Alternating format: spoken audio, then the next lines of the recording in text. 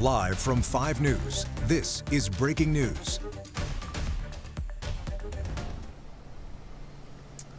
And welcome, and thank you for joining us on this special edition on 5 News Plus with some breaking news. Jacob Luthi here, Beau Russell. We had just witnessed Andrew McGann appearing in court today here at the Washington County Courthouse. This is about 3 months after he was first arraigned at the Washington County Detention Center. Again, that was 3 months ago, about August 14th. Back in court today. It was a pre-trial hearing to kind of discuss the status of this case, to figure out where we're at right now. Let's talk a little bit about just from your perspective, Beau, about what you saw inside the courtroom today. What stood out? What did you notice? Yeah, absolutely. Well, the first thing I noticed was how packed it was, right? Mm-hmm. I go to a lot of court cases. Usually there's a small crowd for bigger cases, but this was standing room, right? There were people standing to watch. It was extremely packed. It also started pretty late. It was set to start at 8 o'clock. They started around 8:25. So I was noticing that. Also noticing just the demeanor. Everyone was a little on edge, right? Mm-hmm. This is the first time that Andrew McGann made an appearance in court where people could actually be present and watch, and I was nervous. I think there was nervousness in the room. We've heard a lot, and again, Andrew McGann, alleged suspect in this case, innocent until proven guilty, but there was a sense of uncertainty about what was going to happen today. At least that's what I felt. Yeah. Did you get a similar sense? Yeah, and just for those at home who may be unfamiliar with this case, right? Andrew McGann is accused of killing Clinton and Kristen Brink at Devil's Den State Park back on January 26th of this year. He was found on July 30th at a beauty salon in Springdale. He's facing 2 counts of capital murder. The prosecution is seeking the death penalty. Now, we know that earlier and let's talk about a little bit about what he wore, right? Earlier, or a couple weeks ago, the prosecution or the defense had asked that McGann appear in court in civilian clothing without visible restraints. From what we saw, that's what it was. I mean, we saw him walking in. He was in a white button-up T-shirt. He was in a red tie. He had brown khakis on. That's what we expected, right? That's kind of what the judge had granted. Again, defense thinks that he might be prejudiced. If there were potential jurors watching, seeing him in that orange garb, they might assume guilt. That's the reason why defense counsel does this. So, again, that's what he was wearing in court today. They heard 19. There were 19 motions that they filed this week. About 4 were granted, relating about disclosure of files. But again, not anything regarding what the sentencing, about the death penalty. That will all be discussed in the spring. Right, yeah, they did address a few motions, and there was no objection to those by the prosecution that the defense raised. I do want to mention Andrew McGann's demeanor a little bit. We've heard a lot of things. I think we've all kind of made certain assumptions just by the nature of this case. He was very calm. His voice, not exactly what I was expecting, kind of a very quiet, soft voice. So I was surprised by his demeanor in that sense. And then going back to what you were saying about the motions filed, I talked to Prosecutor Brandon Carter after the case. We talked about what hearings are going to look like moving forward. A motion that was not mentioned today was the defense's motion to take the death penalty out of this case. Mm-hmm. Well, I talked to Brandon Carter. He said they still have every intention of pursuing the death penalty in this case, but he also mentioned it's going to take years, right? And I think today we really felt that. Mm-hmm. The courtroom was full. It was full of people. Again, standing room only.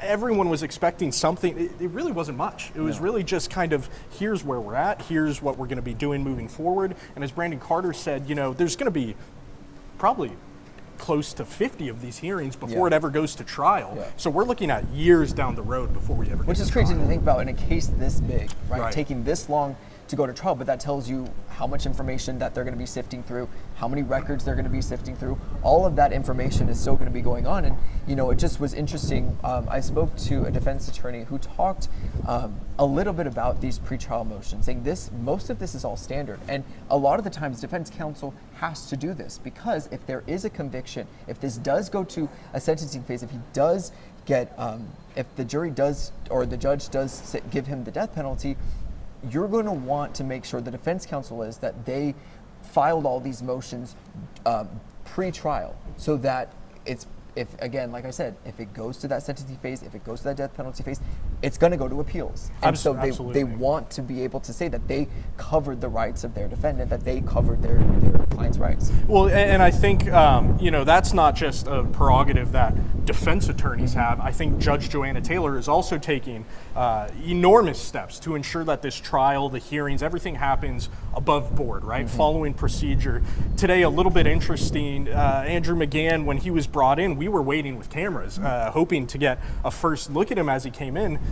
Kind of tricked a little bit, right? Yeah, you were here for that? A little bit of a decoy. So where we thought he was going to be brought in, there was a sheriff's car that came into the driveway. Kind of, all the officers kind of came towards that area. You had me and our photographer Will here. You had other photographers from other stations here, already with our cameras, and they pulled back, and all of a sudden they get a thumbs up from another officer, and the car drives away. Right. So we were like, well, did we just get decoyed? And it turns out we did. They actually brought McGann through a side of the building from one of the officers. They said that is because of the judge. And again, like you just mentioned, maybe trying to cover all these bases, maybe trying to make sure that there is not a potential juror out there that's maybe watching that sees him and maybe assumes guilt. And so again, covering all these bases, but very interesting day in court today for sure.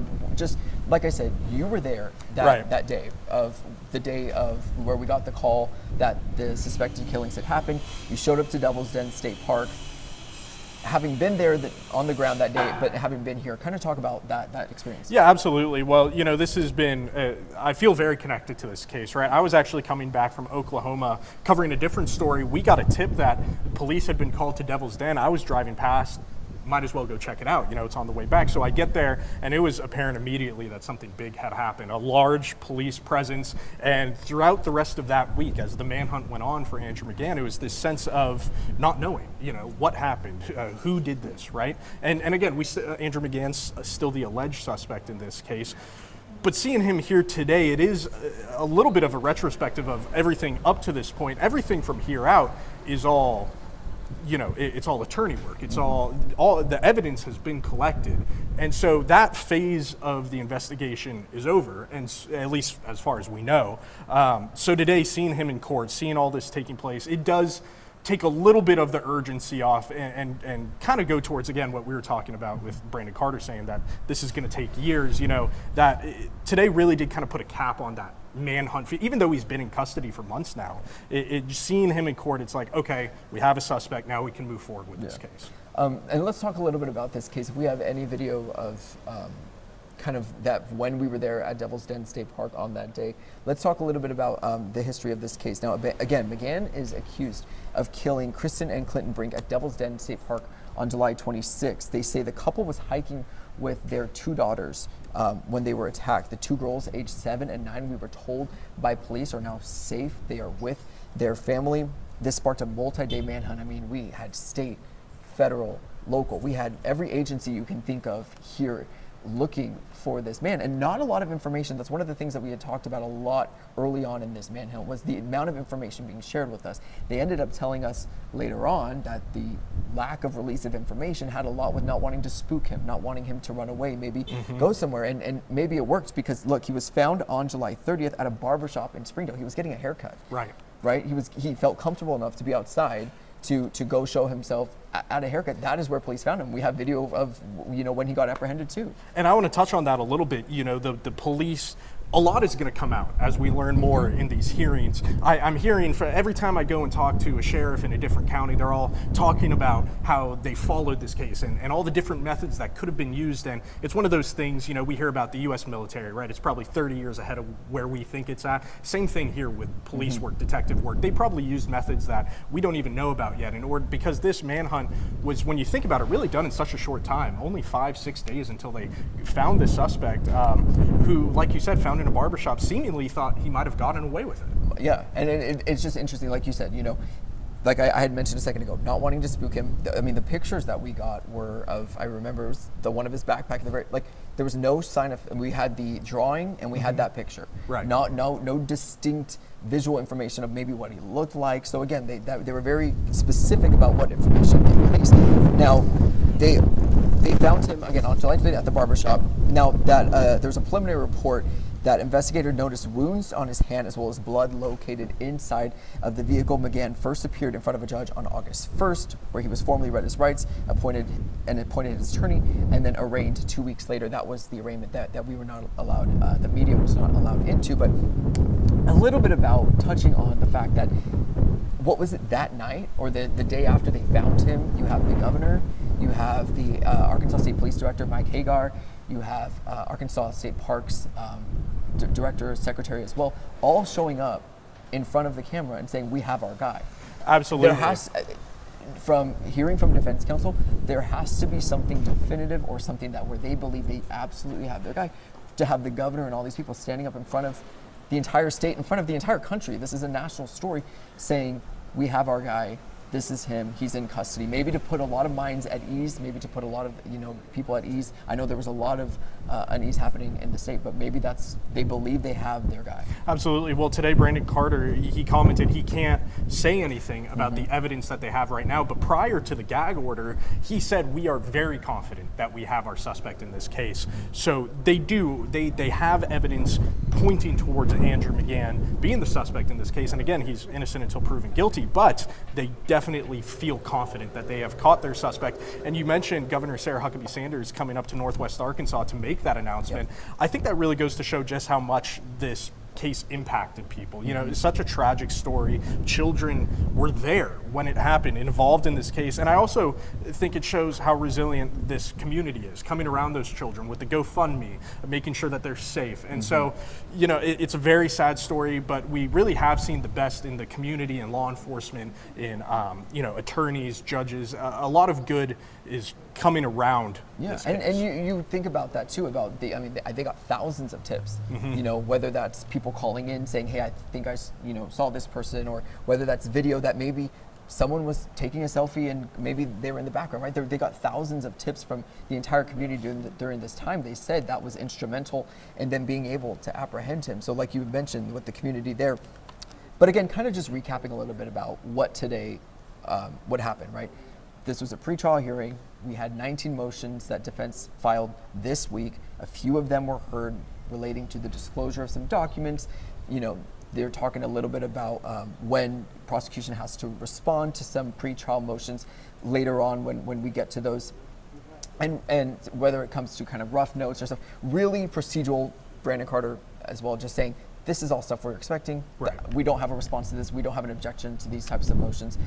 In the spring is when we're probably going to start seeing some objections by the prosecution, some response of, we don't want to take certain things off. We want this there. So again, the judge had asked in court today, they had asked that, they figure out a time in the spring to have to have hearings on these motions. Like you said, we are still so early into this case right now. And then the next court date was set for January 15th of 2026. Again, a pretrial hearing, status hearing. Where are we in this case? What new information do we need to share with people? Do you have any last thoughts about what we saw in the courtroom today, about kind of just this case in general? Yeah, I just think what we saw today was there's a great interest in this. People really are. There were people in the courtroom who had nothing to do with this case, who just came to watch. So I think this really has the public's attention. And because of that, we're going to be on top of it. We're going to be here for the hearings. We're going to get all the updates because it's important. It's important to know what's going on, for accountability, for understanding. So yeah, we're going to be here next hearing January 15th. Yeah, and I think, another thing about what's specific to this case, specific to today, that's so interesting was the fact that we saw him for that long on camera. Yeah. That's something that, when at the trial or at the hearing at the detention center, there's video of him from the back. There's, that camera of him from above. TV screen, TV screens, you don't get to see his facial expressions. You don't get to see his reactions. That is something that we saw him in court today, both inside the courtroom as well as walking out of that courtroom. Again, following all developments, we'll be following it on 5newsonline.com, following it right here on 5+, as well as our linear channels as well on television. But for Beau Russell, I'm Jacob Luthi. This has been a special edition of 5 News. We'll go ahead and send it back